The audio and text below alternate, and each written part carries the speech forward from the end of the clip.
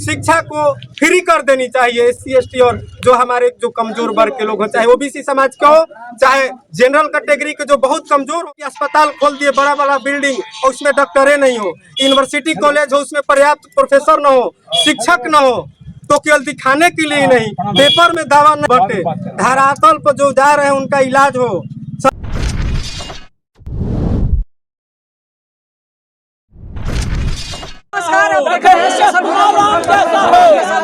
और आज बिहार में के भोजपुर जिले के अंतर्गत विधानसभा के तहत जो है अभी हमारे साथ मौजूद है एक शख्स जो है मुकेश बाराम जी। सबसे पहले स्वागत है हमारे चैनल पर। धन्यवाद आपको जी। आज जो है आपका नामांकन हुआ, आप जो है किन मुद्दों को लेकर जो है आप टक्कर देने जा रहे हैं जो विपक्षी पार्टी?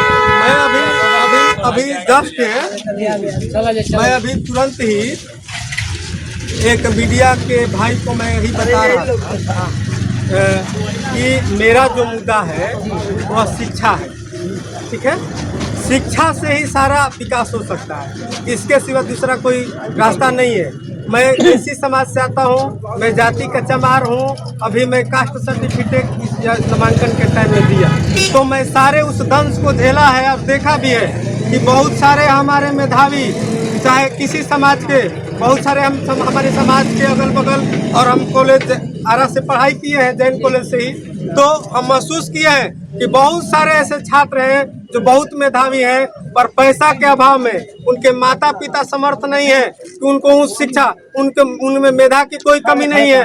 अगर उनको ऐसा अवसर सरकार के द्वारा मिलता तो निश्चित रूप से अगर शिक्षा का जो भाव है कम होता, मतलब कम फी पर के उनको पढ़ने का अवसर मिलता, या हम तो ये कहेंगे कि जो कमजोर वर्ग है जैसे SC ST है, और जो किसी समाज के जो कमजोर हैं, जो आर्थिक रूप से बहुत, मतलब उनकी स्थिति हमारे SC ST की जैसा ही है, तो उनको ऐसा सुविधा मिलना चाहिए। शिक्षा को फ्री कर देनी चाहिए SC ST और जो हमारे जो कमजोर वर्ग के लोग हो, चाहे OBC समाज के हो, चाहे जनरल कैटेगरी के जो बहुत कमजोर हो गए हैं, और SC ST को तो मिलना ही चाहिए। इसलिए कि बिल्कुल बहुजन समाज का मतलब है, जैसे हमारी पार्टी का कि सर्वजन हित है, तो सर्वजन का मतलब होता है बहुजन। उसमें कोई जाति और धर्म नहीं आता है। हमारी जाति, हमारी जो पार्टी है, ये धर्म पर और इस तरह का जाति पर विश्वास नहीं करती है।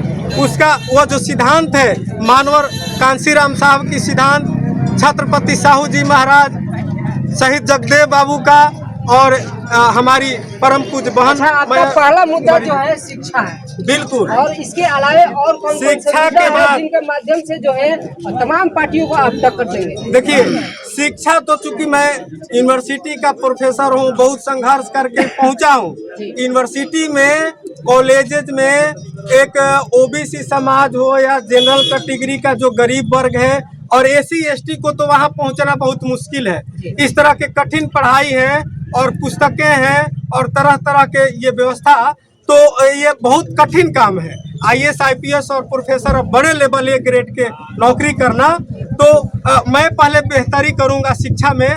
और स्वास्थ्य तो एक विद्यार्थी को भी चाहिए, एक बोलने वाला इस प्रोफेसर को भी चाहिए, ये मीडिया कर्मी को चाहिए, या हमारे जो हमारे बंधु लोग हैं, हमारे भाई हैं, हमारे गार्जियन हैं, इन सबको शिक्षा चाहिए, स्वास्थ्य चाहिए।